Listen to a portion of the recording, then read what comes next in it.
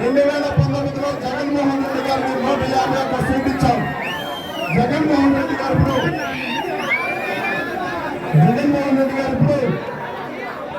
Why not 175 అంటా ఉన్నారు.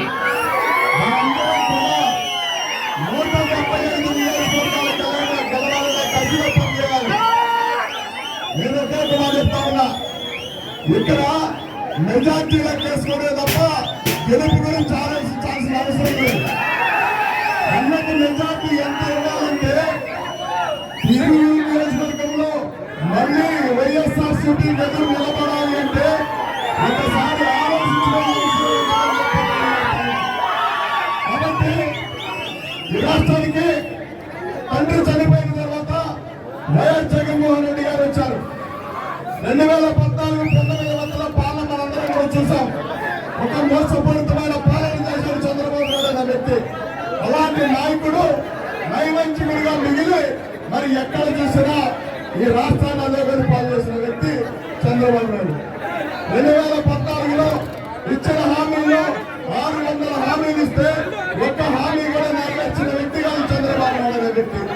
నోటికొచ్చిన ప్రతి అబద్ధం ఆడి 2014లో మరి అధికారాన్ని చేపట్టిన చంద్రబాబు నాయుడు ఇచ్చిన హామీల్లో 2019 నుంచి 24 వరకు ఇచ్చిన హామీల్లో 99% హామీలు నెరవేర్చి ప్రతి అవ్వాతాత బాగుండాలి, ప్రతి ఎస్సీ బాగుండాలి, ప్రతి బీసీ బాగుండాలి, ప్రతి మైనార్టీ బాగుండాలి, అదేవిధంగా ఎస్టీలు బాగుండాలని చూస్తూ ఉన్నారు. ఇవాళ అదేవిధంగా మరి మహిళల విషయంలో అయితే ఆసురాన్ని చేయూతని రకరకాల పథకాలు పెట్టి జగన్మోహన్ రెడ్డి గారు మనందరినీ కూడా ఆదుకుంటా ఉన్నారు. మన పిల్లలు ఇంగ్లీష్ మీడియం చదువుతా ఉంటే ఇంగ్లీష్ మీడియం చదవకూడదని ఆడుతున్న వ్యక్తి చంద్రబాబు నాయుడు అనే వ్యక్తి.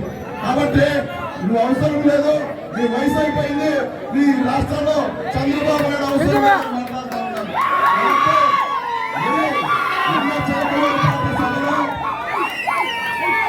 చిలకలూరిపేట సభ జరిగింది కదా, చిలకలూరిపేట సభ జరిగితే దేశ ప్రధాని తీసుకొచ్చారు. ఏమనుకున్నారంటే అందరూ కూడా నరేంద్ర మోడీ గారు వచ్చారు, ఇక ఆయన ఇష్టం జగన్మోహన్ రెడ్డి గారిని ఇచ్చేయడం మాట్లాడతారు, కానీ ఆయన వచ్చి ఒక దేశ ప్రధాని పిలిచి కనీస గౌరవాలు ఇవ్వలేని వ్యక్తి చంద్రబాబు నాయుడు అనే వ్యక్తి. గౌరవంతో సంగతి అవమానం చేశాడు. ఒక శాల్వా కానీ ఒక బుక్కే కానీ సరైన మైక్ సెట్టింగ్ కూడా పెట్టుకోలేని వాడు జగన్మోహన్ రెడ్డి గారి సభలో అంచుల మీద ఉన్న జనం రాలేదు. అంచుల మీద ఉన్న జనం మరి చంద్రబాబు నాయుడు సభకి జనం రాలేకపోయారు. కానీ దానిని 4 లక్షలని 3 లక్షలని చెప్పుకుంటున్నారు. పట్టుబడి లక్షల మంది కూడా ఉండడానికి కష్టం. ఎలా చూస్తే నరేంద్ర మోడీ గారు యొక్క టైంకి మైకులు కట్టడం, మైకు పని చేయకుండా చేయడం ఖచ్చితంగా అది చంద్రబాబు నాయుడు పని అని రాష్ట్ర ప్రజలందరూ కూడా అనుకుంటున్నారు. కాబట్టి మీరు గమనించండి, మనకు విజయవాడ గుర్తుకొచ్చేది ఏంటంటే కేసీఆర్ నారాయణ మరి ఆయన్ని ఎంపీగా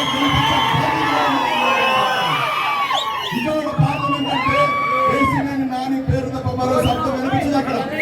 కాబట్టి అలాంటి వ్యక్తి జగన్మోహన్ రెడ్డి గారి ప్రభుత్వ పాలన చూసి మరి మన పార్టీలో చేరి ఇవాళ మళ్ళీ మన పార్టీ తరఫున ఆయన ఎంపీగా పోటీ చేస్తా ఉన్నారు. ఆయన్ని గెలిపించాల్సిన బాధ్యత మనందరి పైన ఉంది. ఆయన్ని స్వామిదాసాన్ని గెలిపించి ఒకరిని పార్లమెంట్ కి ఒకరిని అసెంబ్లీకి పంపించే బాధ్యత మనందరం కూడా తీసుకోవాలి. ఎందుకు చెప్తా ఉన్నానంటే ఎప్పుడు కూడా ఎస్సీల పట్ల చంద్రబాబు నాయుడు చెప్పిన వ్యవస్థని అందరూ తెలుసుకోవాల్సిన అవసరం ఉంది.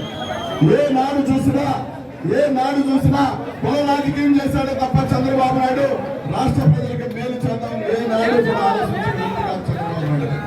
అలాంటి వ్యక్తి మరొకసారి గెలిస్తే మన జీవితాలు సర్పంచ్ గా కూడా వాటర్ పోటీ చేయనప్పటికీ చంద్రబాబు నాయుడు అనే వ్యక్తి మన పైన కేసులు పెట్టి మనం లోపల కూర్చోవాలి, మనం జైల్లో కూర్చోబెట్టిన చంద్రబాబు నాయుడు జగన్మోహన్ రెడ్డి గారు మనం తీసుకొని పార్లమెంట్ లో కూర్చోండి.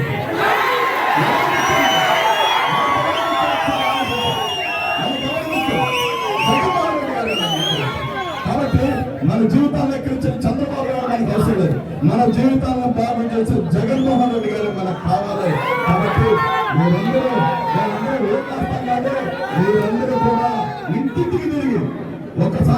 మరి అన్న స్వామిదాసు మీ అందరికి అందుబాటులో లేకుండా వేరే ఊళ్ళో తిరుగుతారు, కానీ మీరు మీ ఊళ్ళో తిరిగి ఇంటింటికి తిరిగి స్వామిదాసన్న గురించి ప్రచారం చేయాల్సిన బాధ్యత మీ ఓటేసి అదేవిధంగా కేసీఆర్ నాని గారిని కూడా గెలిపించాలని మరీ ముఖ్యంగా కోరుకుంటూ 175 నియోజకవర్గాల్లో ఈసారితో పవన్ కళ్యాణ్ ఒక్క విషయం అన్నాను. పవన్ కళ్యాణ్ అనే వ్యక్తి పోటీ చేసిన ఎవరికో తెలుసా?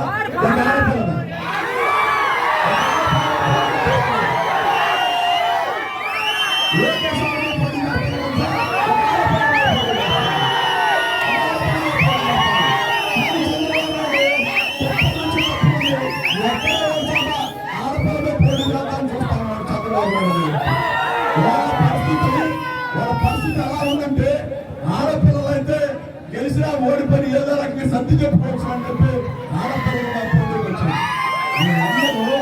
వీళ్ళందరూ జగన్మోహన్ రెడ్డి గారు నమ్మితే ఒక కార్యకర్త నమ్మినందుకు నమ్మినోడిని ఎంపీ చేశారు. పవన్ కళ్యాణ్ పార్టీ పెట్టి 12 సంవత్సరాలు పవన్ కళ్యాణ్ పార్టీ పెట్టి ఎమ్మెల్యే అయిపోయాడు, ఎంపీ అయిపోయాడు, 24 సీట్లతో సీఎం అవుతాను చెప్తాను. ఏ రకంగా అవుతాడో నాకైతే అర్థం కాని పరిస్థితి. ఇక చంద్రబాబు నాయుడు 14 సంవత్సరాలు ముఖ్యమంత్రిగా ఉన్నాడు. తన సొంత కొడుకుని ముఖ్యమంత్రిగా ఉండి తన సొంత కొడుకుని గెలిపించుకోలేకపోయాడు చంద్రబాబు నాయుడు. కానీ రాజశేఖర రెడ్డి గారి కొడుకు రాజశేఖర రెడ్డి గారు చనిపోయినా ఎక్కడో దీవించి ఆయన కొడుకుని ముఖ్యమంత్రి చేసుకున్నాడు.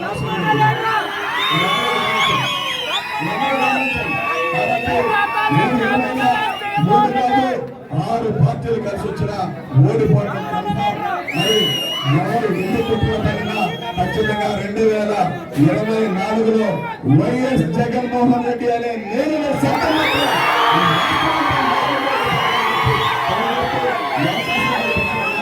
అదేవిధంగా మా అన్న పెద్దలు మాణికొండ ప్రసాద్ అన్న గారికి, అలాగే కొమ్మూరు కనకరా అన్న గారికి, మా మరి అన్న పేరు రాజశేఖర్ అన్న గారికి, అదేవిధంగా ఇంకా వేదిక మీద ఉన్న జడ్పీటీ కోటేశ్వరరావుకి, అక్కలందరికీ వేదిక మీద ఎంపీటీసీలు, జడ్పీసీలు, సర్పంచులు అందరికీ